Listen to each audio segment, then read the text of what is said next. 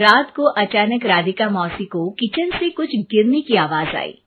उन्होंने बाहर निकल के देखा तो किचन में उन्हें कोई सफेद साड़ी में दिखा। वो चीख पड़ी, हे भगवान, आलतू जलाल तू आई भला को टाल तू, आलतू जलाल तू आई भला को टाल तू। राधिका मौसी को चीखते सुनकर श्रवण बाहर आता है भागते हुए। अरे माँ, क्या हुआ? क्या देख लिया? दादी माँ आ गई क्या सपने में? अरे बेटा, रसोड़े में देख तो कौन है? श्रवण रसोड़े में झांक कर देखता है और उसे कोई नहीं दिखता अंदर। अब रसोड़े में तो कोई नहीं है माँ। कोई सफेद साड़ी में नहीं है क्या? नहीं माँ, कोई भी नहीं है। चिल्लम चिल्ली की आवाज सुनकर काजल भी वहां आ जाती है। अब क्या हो गया माँ जी? अरे बेटा, रसोड़े में एक चुड़ैल थी सफेद साड़ी में। अरे क्या कर रही थी वो अंदर? अरे बताया नहीं, कल आएगी ना तो पूछ लूंगी। चुड़ैल जी, आपका क्या प्लान है? माँ जी, रात बहुत हो गई है, आपने कोई बुरा सपना देखा होगा, चलिए सो जाइए। राधिका मौसी सोने तो चली जाती है पर उनको रात भर नींद ही नहीं आती। वो कुछ भी उलझुल बातें सोचने लगती है। कहीं चुड़ैल की वजह से तो घर में टेंशन नहीं हो रहा, कहीं उसी की वजह से तो वो दादी नहीं बन पा रही। सुबह जब राधिका मौसी रसोड़े में छानबीन करती है तो पाती है कि नींबू का अचार गायब है। चुड़ैल नींबू का अचार ले गई, मुझे तो ठीक नहीं लग रहा कुछ। चुड़ैल को भी पता है कि जिंदगी का असली मजा तो खट्टे में ही है। राधिका मौसी झट से श्रवण को फोन कर देती है। बेटा, मुझे समस्या समझ में आ गई है, हमें एक तांत्रिक की जरूरत है। अरे क्या बोल रही हो माँ, तांत्रिक की क्या जरूरत है? आप पूजा पाठ तो कर ही रही हो ना। आलतू जलालतू मंत्र सारे फालतू जैसे कुछ मंत्र पढ़ो, चली जाएगी अपने आप चुड़ैल। अरे नहीं बेटा, कभी चुड़ैल को कम नहीं समझते। अरे तुझे पता भी नहीं चलेगा कि कभी वो छल करके काजल की जगह घर की बहू खुद बन जाएगी। क्या माँ, कुछ भी बोल रही हो? कहाँ काजल और कहाँ चुड़ैल? वैसे एक बात बताओ, काजल को अगर गाने के लिए बोल देना तो चुड़ैल काजल की आवाज सुनकर घर तो क्या, धरती लोग छोड़कर चली जाएगी।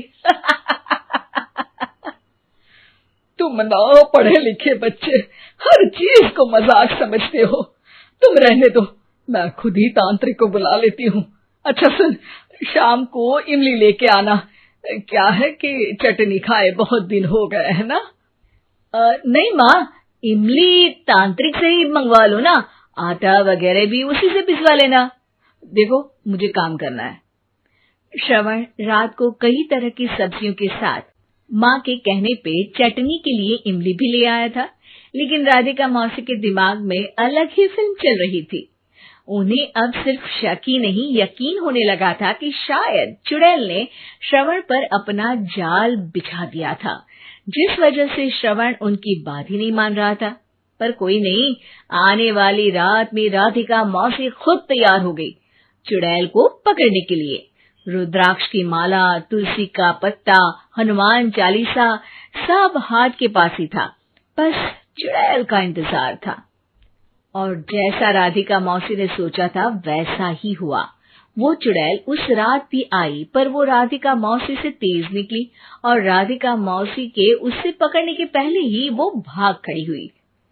जरूर बहू पे साया है उस चुड़ैल का, तभी तो श्रवण के कमरे में गई है। और अगली सुबह राधिका मौसी पिछली रात हुए हमले में किन चीजों का नुकसान हुआ उसका हिसाब लगा रही थी। उनके खेमे से एक आम के अचार की शीशी भी गायब हो चुकी थी और वो इमली भी जो कल श्रवण लेकर आया था। राधिका मौसी इस बारे में सोच ही रही थी कि श्रवण जल्दी से रसोड़े में आकर दवाइयों की पोटली ढूंढने लगता है।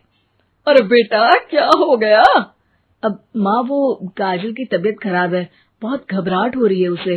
हे भगवान, मैंने पहले ही कहा था कि तांत्रिक को बुला लेते हैं, पर नहीं, अब देखो उस चुड़ैल ने काजल को अपने वश में करना शुरू भी कर दिया है।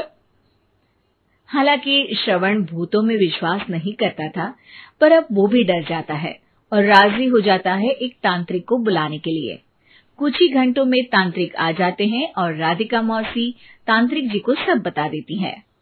घोर संकट, घनघोर संकट, चुड़ैल को मारू जोर चाकट, ओम भट स्वाहा खटखा के आहा।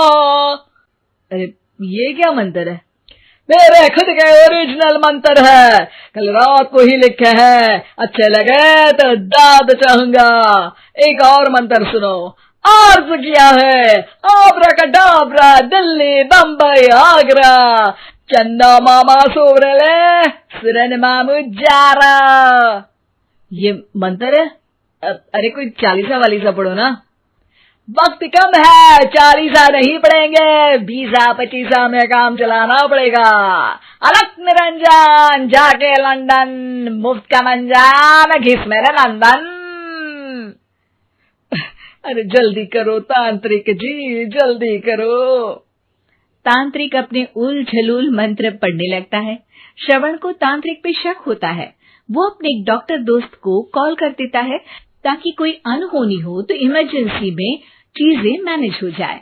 तांत्रिक धुनी रमाता है, जिसकी वजह से कमरे में काफी धुआं हो जाता है और जिसकी वजह से बहू की घबराहट बढ़ जाती है।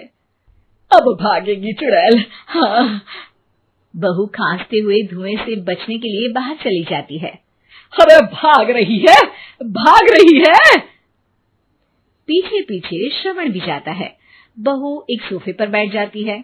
तभी डॉक्टर दोस्त आ जाते हैं और श्रवण को पानी लाने के लिए कहते हैं।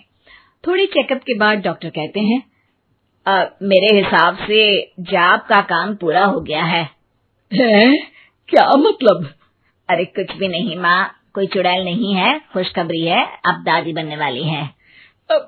मगर वो सब अचार के डब्बे।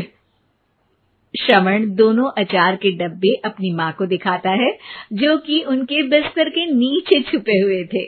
आपने सही बोला था माँ, वो चुड़ैल काजल ही थी जो खट्टा खा रही थी। हमें कल ही पता चला, पर हमने आपको ये तांत्रिक वाला काम करने दिया ताकि आपको भरोसा हो जाए कि भूत वगैरह कुछ होता ही नहीं। अच्छा अच्छा, ये तो बड़ी खुशी की बात है। पर बेटा मुझे एक झाड़ू तो ला दे। क्यों माँ? ये तांत्रिक का भूत उतारती हूँ मैं।